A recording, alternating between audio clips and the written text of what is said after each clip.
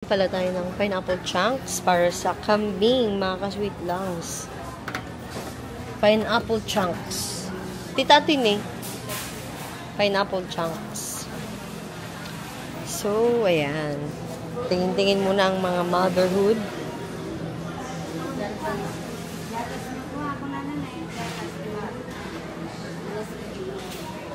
All-purpose flour. Awang pakagamitan na. Ma, all-purpose flour.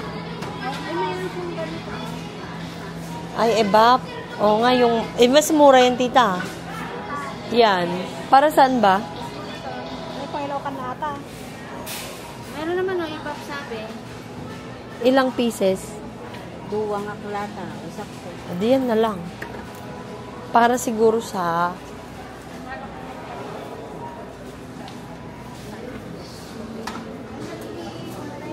all-purpose flour, wala na? Garbanzo. Ayun, garbanzo. Dito pinapaalati ko pineapple. Ada G ka, di pineapple. Ay, juice. Ada G bungad. Diyos? Oo. I want dun. Kung yung ata, tulad nila ka. Garbanzo. I-check ng paa. Kumuha na ako ng ano, labs. Ate garbans. Ate, mas mura, Ate Jolly? Yeah. Madidi pang igado ay pang kalding. Kaldereta.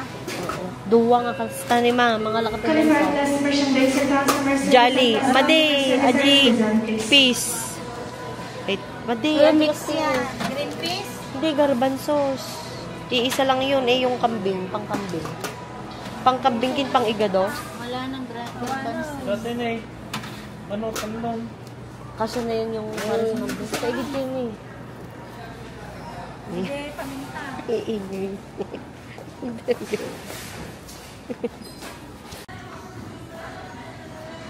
Yan. Ito na ang pinakamahal na Delimundo.